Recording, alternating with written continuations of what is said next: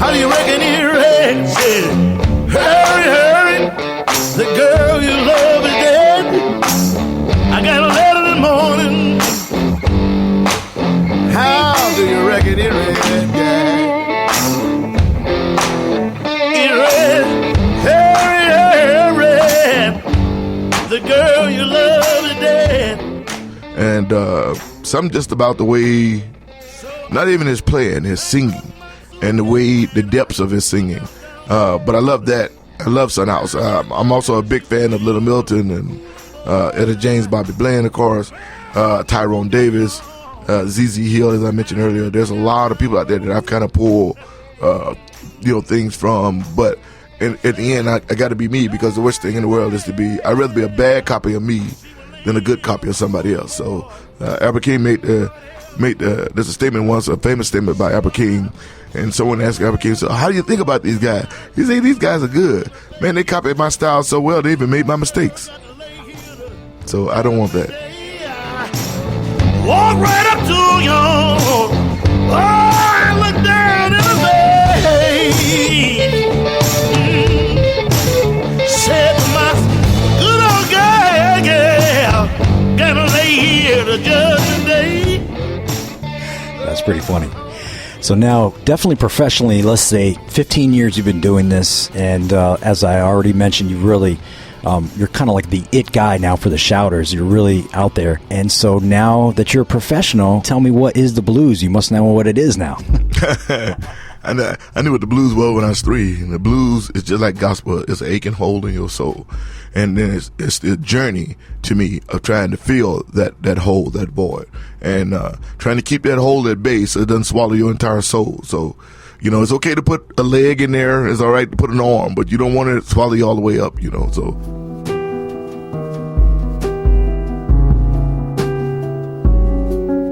You need to keep trying, it's like treading water, like you know what I'm talking about. It's treading water, Sometimes you got to bob because you get a little tired, but, never stay in the bottom, I like that. That's good. So you were a Marine vet. Thank you for your service. And thank you for yours. Thank you.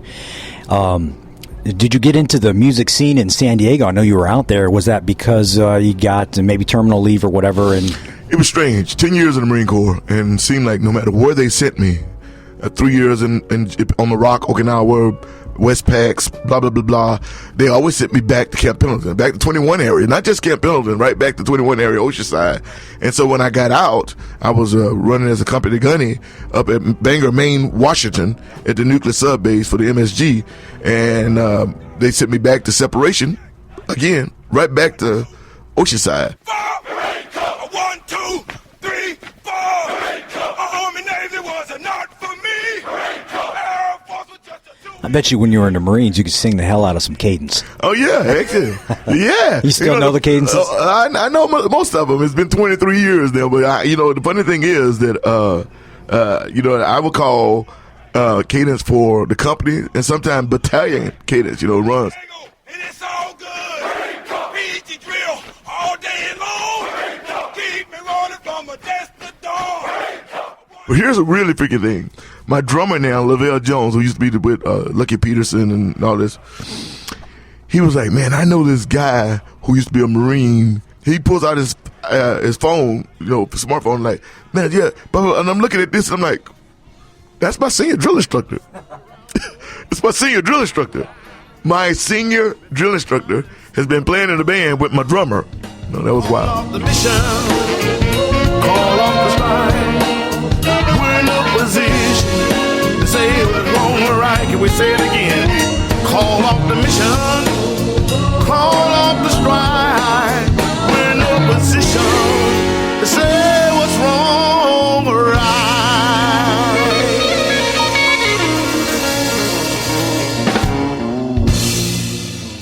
Red, white, and blues. You're listening to Blues America, baby. No dogs allowed. No dogs allowed. No dogs. About roughly 15 years ago, you were the lead singer of the Urban Gypsies and then later the Aunt Kizzy Boys. So tell me about that. Well, I started the Urban Gypsies after my wife pushed me into doing this, and I always say that, and it was her fault. she pushed me like, you need to do this, and again, she was my girlfriend at the time. We weren't married, but it was probably the best thing ever happened to me. Anyway,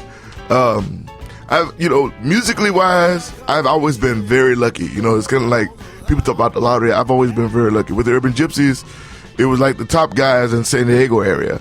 And it was a cover band. It was a funk cover band. Like, I want to do some funk stuff, man. It's a soul. So we were playing, the Isley Brothers and Marvin Gaye and Bill Withers and, the Average White Band. And but it blew up. My first gig was a corporate gig. I think it was Coca-Cola. My first show was a corporate show. And I'm like, wow, okay. So really got into it. And next we were at the Belly Up. We had our own night at the Belly Up. Whenever someone big came in we opened for the Average White Band. We opened for Parliament. We opened with Super Diamond, Life, Venice, and all these other big groups.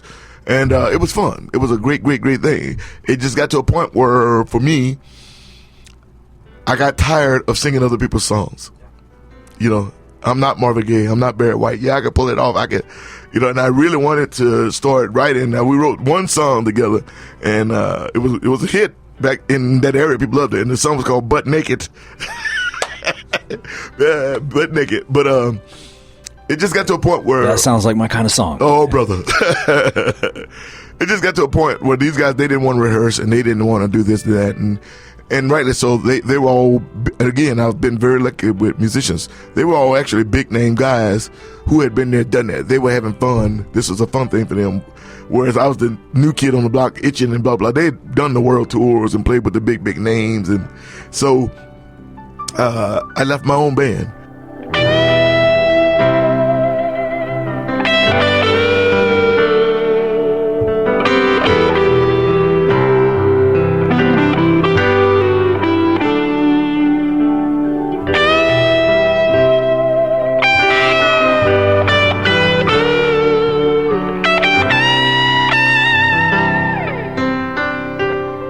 My wife Pam started looking up these blues jams, because every once in a while I would sit in across the street, a place where I used to bounce, and there was a blues band there called the Running Lane and the Texas Twisters.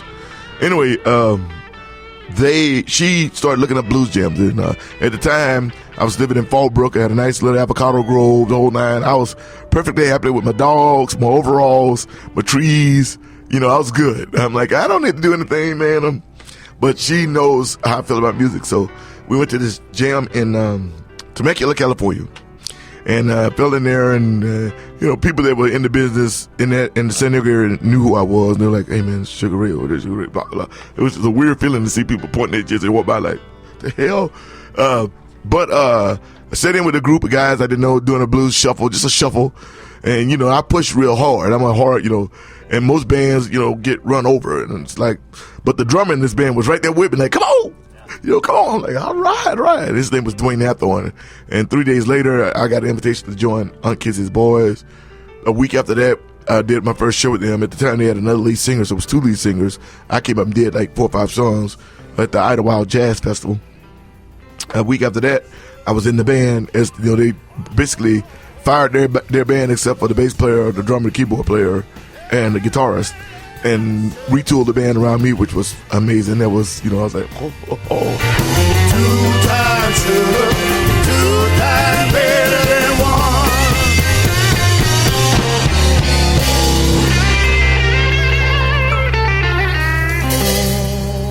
1. Nice to meet you, Sugar. Nice to meet you too, man. Let's do it again. Damn right. Damn right. We got the blues. More blues on our Facebook and Twitter.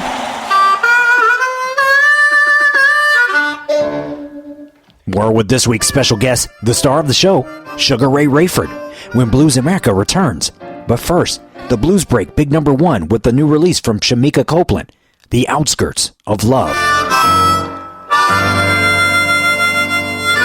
The Blues Break. Blues Break. Big number 1. Number 1. Number 1. Number 1. Number 1.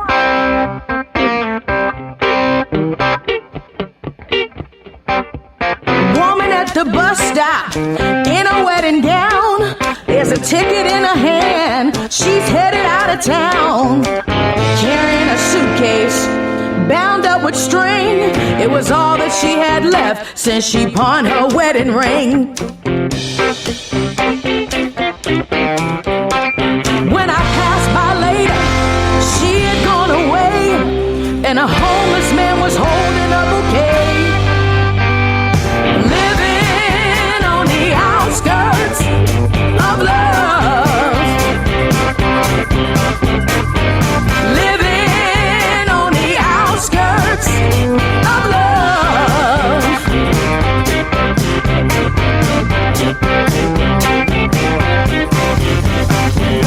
Little girl in the hallway with a dolly outside the door. That's her mama tells her to go and play some more. Mama's entertaining a special man inside. Wouldn't it be fun to go run and hide? Hallways freezing, there's hardly any heat. It's getting darker on the street. Living on the outskirts of love. Living on the outskirts of love.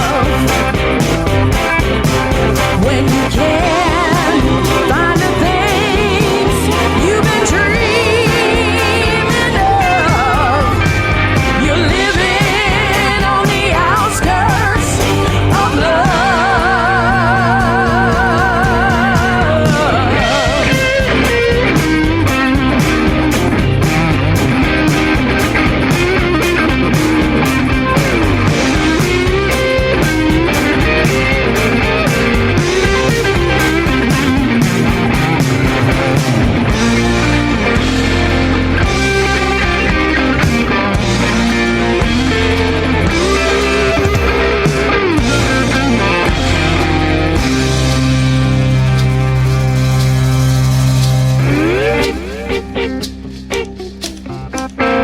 Motel in the desert, sinking in the sand. How she ended up here, she couldn't understand. Better dreams on 13, she let it ride. All she ended up with was a stranger by her side. Latest lie in life, so easy to deceive. Still searching for that reason to believe. Yeah, to believe. Living on the outskirts of love. Living on the outskirts of love.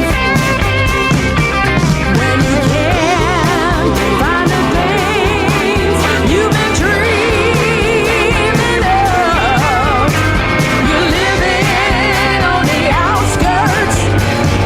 Living on the outskirts. Living on the outskirts of love.